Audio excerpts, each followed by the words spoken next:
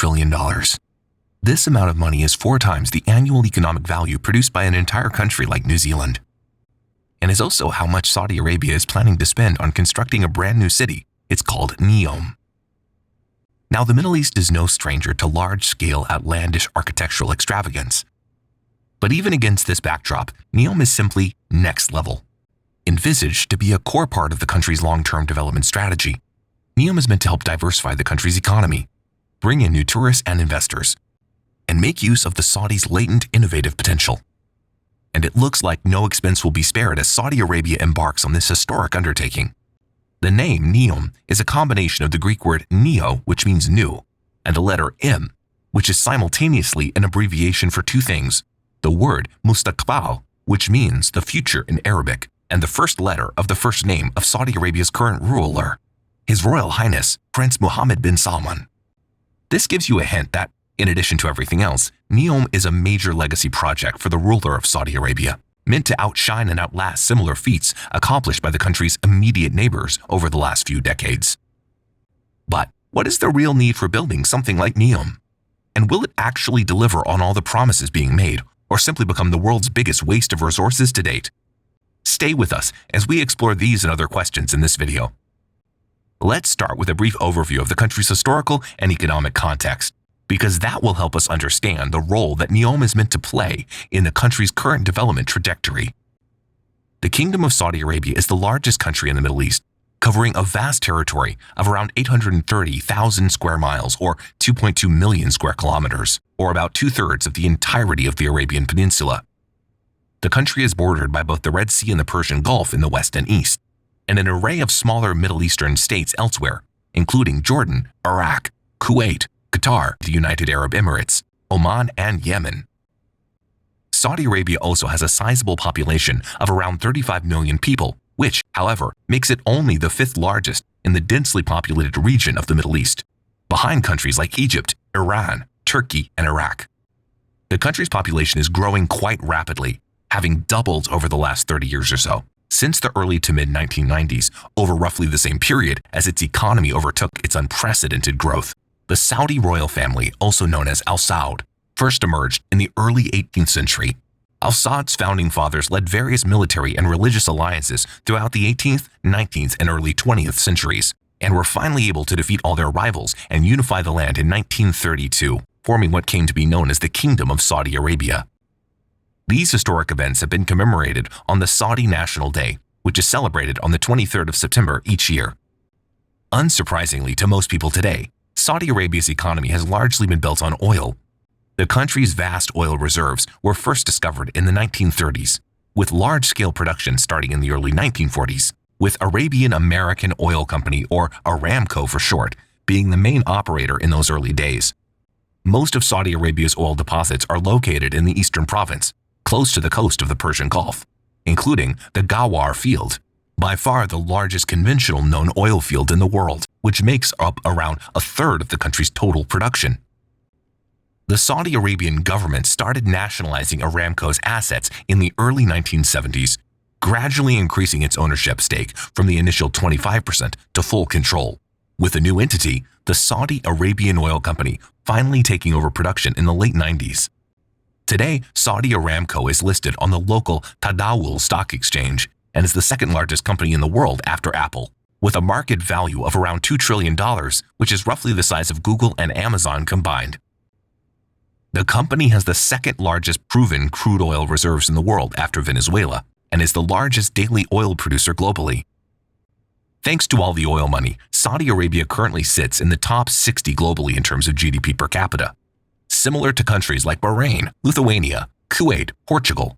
However, when viewed in absolute terms, the country's total GDP sits at an impressive $800 billion a year, which makes it a top 20 largest economy in the world, larger in size than Turkey, Switzerland, and Poland, but slightly smaller than countries like Spain, Indonesia, and the Netherlands.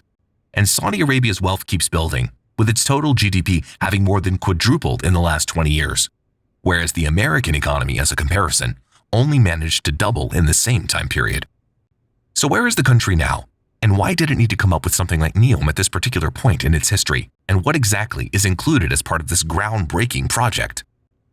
NEOM is essentially a collection of 3 brand new urban and industrial areas, which are planned to be built in the Tabuk province in the northwestern part of Saudi Arabia.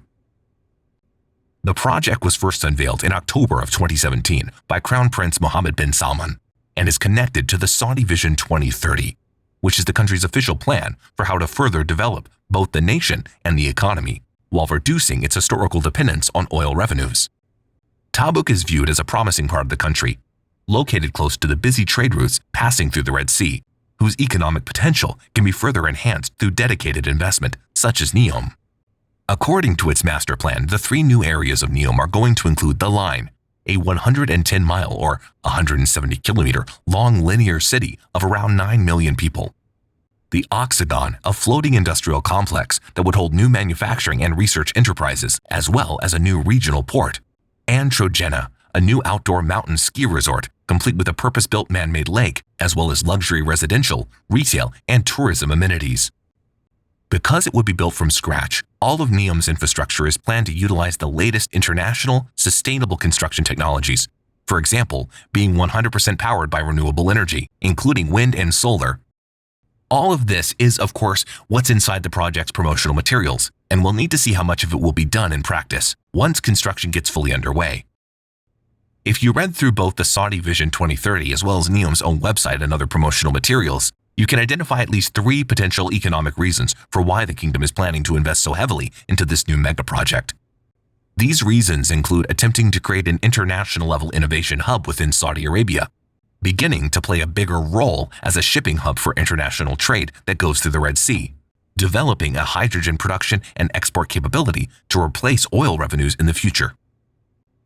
If we start with the first one, it seems that Saudi Arabia is betting that industries that will generate excess profits in the future are likely to not even exist yet today. This is similar to how oil as an industry played a major role in the global economy over the last several decades, but has now been all but supplanted by software engineering as a sector that generates the most disproportionate wealth for its people. NEOM's stated vision is to essentially be a massive innovation incubator, Saudi Arabia's own version of what Silicon Valley has done for the US. That is why there is so much focus on the city's livability, including its placement in a scenic location near the Red Sea, and the outrageous new designs for the line, so that the world's best and brightest innovators would consider moving there in the future. Similar to how Dubai once used its wow factor to attract talented expats to become its residents. The second reason has to do with tapping into the large flows of money that are available to countries that enable international maritime trade. Saudi Arabia is well positioned geographically in this regard, lying across the Red Sea from Egypt, which is currently one of the main beneficiaries of the global maritime shipping industry, earning an estimated $7 billion a year through operating the Suez Canal and its various infrastructures. Suez Canal and the Red Sea in general are unique natural assets because they enable the shipment of goods between Europe and Asia without having to go all the way around the vast continent of Africa. This saves shipping companies both time and money, and therefore, whoever builds and controls the trade infrastructure that sits around the Red Sea receives the rents that can be obtained from making that trade go more smoothly. The third reason for investing in NEOM is Saudi Arabia's publicly expressed desire to benefit from the upcoming hydrogen revolution. Hydrogen is predicted by numerous observers to become the next dominant source of energy, which would partially enable the eventual transition to sustainable industry.